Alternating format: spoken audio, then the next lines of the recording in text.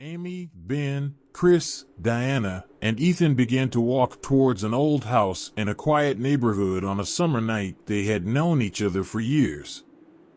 The mysteries surrounding this house had piqued their interest as they often roamed the neighborhood. Rumors of the house casting a peculiar shadow, especially at night, were widespread. As they approached the house, an eerie silence enveloped the surroundings. They noticed that the normal sounds from other corners of the neighborhood didn't echo here. Moreover, as they passed by the window of the house, they saw a brief movement behind the glass. They hesitated for a moment, looking around in astonishment, then mustered their courage and took a step towards the house. When the creaky door hinge opened, their hearts began to beat rapidly. As they entered, the house was silent and empty. However, with every step, an odd feeling overcame them. The old furniture was covered in dust and cobwebs, yet the house didn't seem abandoned. It felt as though it was waiting for something. As they explored every room of the house, they found traces of the previous inhabitants on the walls. Old photographs, personal belongings, and diaries provided some clues about the history of the house. This made the house even more mysterious. In the late hours of the night, the friends reached the bedroom on the upper floor. A strange tingling sensation filled the room. Suddenly, they noticed a message in the corner of an old mirror by the window. The night approaches slowly. In another room, they discovered an old piano. Amy began to play its keys, and to their surprise, the piano keys started playing by themselves. The melody was eerie and chilling, and their hair stood on end. Next, they ventured into the basement of the house. It was supposed to hold even more mysteries. However, things became even stranger there. The old items and dust under the ceiling indicated that this place hadn't been used for a long time. Ethan found an old diary in a crawl space. The diary was filled with pages describing the strange experiences of the previous homeowners. The pages told stories of a mysterious entity that slowly approached at night and strange shadows enveloping the house. However, the diary did not provide any answers regarding what this entity was. The friends felt more anxious after reading the diary. They were determined to solve the mystery, but it seemed to drag them into a more complex story. After reviewing the pages of the diary, the friends became even more determined to solve the mystery. Despite their efforts, the diary couldn't reveal much about the enigmatic entity that slowly approached the house at night or the bizarre shadows that seemed to surround it. However, the last page of the diary featured a drawing of an unknown and unsettling figure, drawn in charcoal.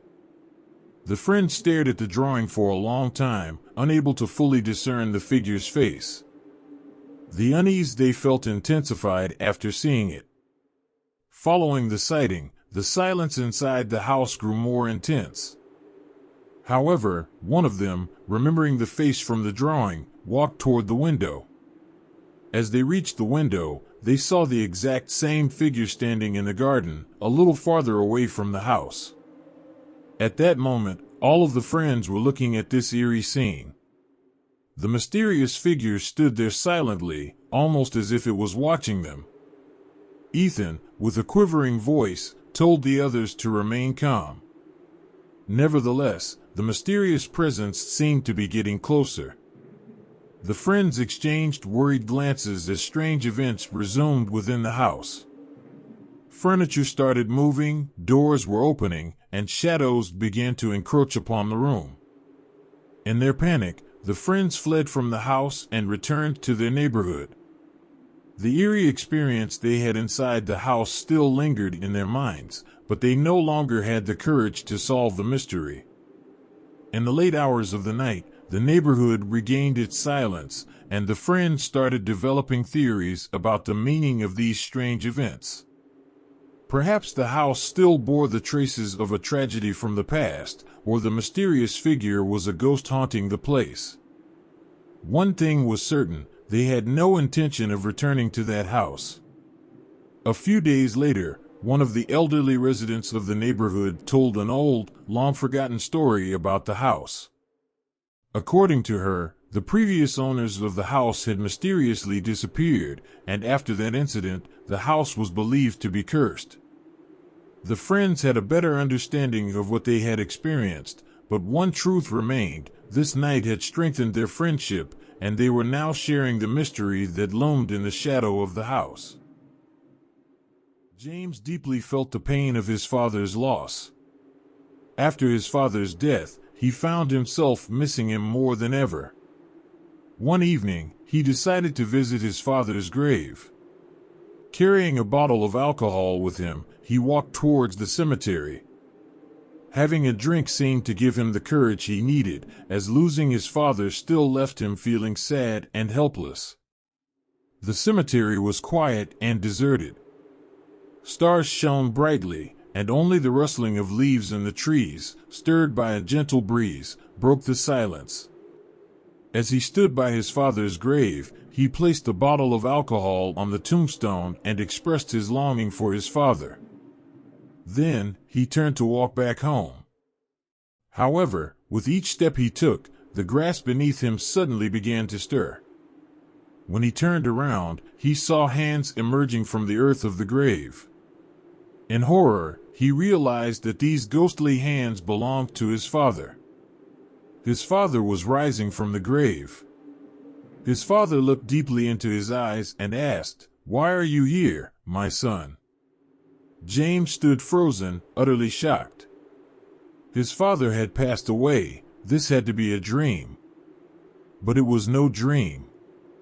His father still stood by the grave, appearing as a semi-transparent entity. Suddenly, the space around James began to fill with other shadows. The cemetery had turned into a gateway to the world of the dead, and James had found himself there. His father began to narrate his experiences in the afterlife. As he spoke, the other shadows silently circled around James, watching him and making their presence felt on his neck. In the midst of these ghostly figures, James listened to his father's tale. As his father spoke, the afterlife appeared to be a place of increasing horror. It seemed to be a transitional realm between the living and the dead, and James felt caught between two worlds. His father explained that entities in this world sometimes sought to draw the living to their realm and take them. Suddenly, his father fell silent and mysteriously disappeared. Panicked, James screamed as the cemetery vanished, and he found himself back in the real world. Returning home, James chose not to tell anyone about his terrifying experience. No one might understand his nightmarish encounter, for it appeared unreal. However, from that night on, his father's ghost entered his dreams regularly, talking to him and seeking answers regarding his death. James began keeping a diary, where he recorded the information he learned about his father's world during these extraordinary experiences. Each day spent in the world of the dead seemed to equal a single day in the real world. As days filled with these extraordinary experiences continued, James delved deeper into the government and secrets of the other world. Initially, he had regarded the terrifying memories as mere products of his dreams, but now he understood they were something much more. One day, James achieved a sense of balance and understanding. His father had taught him that the other world was not just an end, but also a beginning. James no longer feared it.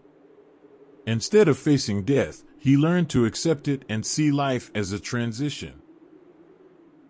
A group of tourists, comprising adventurous souls from various parts of the world, embarked on a journey to a remote region that had once been ravaged by war. Their destination was a place filled with history, but also haunted by the ghosts of its past. The tour began as a thrilling adventure. The tourists marveled at the picturesque landscapes, rugged mountains, and remnants of a bygone era. They were in high spirits, eager to explore the rich history of the place. The local guide, who had grown up in the area, had countless tales to share. As the sun dipped below the horizon, casting an eerie, crimson glow over the landscape, the group gathered around a campfire.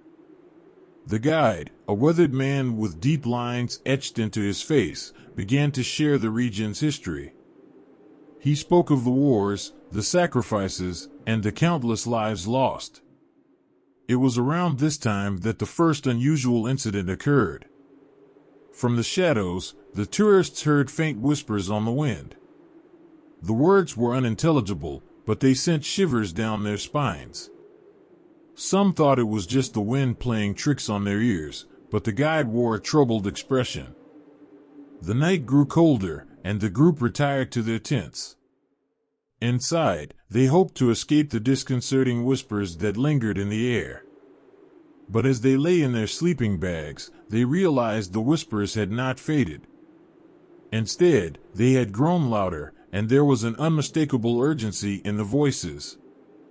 In the dead of night, one of the tourists awoke to the sensation of a cold hand on their shoulder. Startled, they sat up to find the tent illuminated by an eerie, bluish glow. The source was a spectral figure, a soldier in tattered uniform, standing at the entrance. The soldier's face was obscured, but his presence radiated anguish and despair. The terrified tourist screamed, waking the others. They fumbled to unzip the tent, and the spectral soldier vanished into the night.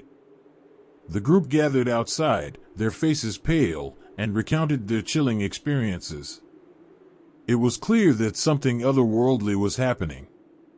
The guide, his voice trembling, explained that the region was believed to be haunted by the restless spirits of soldiers who had perished in the war. The whispers in the wind, the ghostly apparition, and the overwhelming sense of sorrow were all signs of the spirit's lingering presence. Despite their fear, the tourists were also filled with empathy for the tormented souls who had met such tragic fates.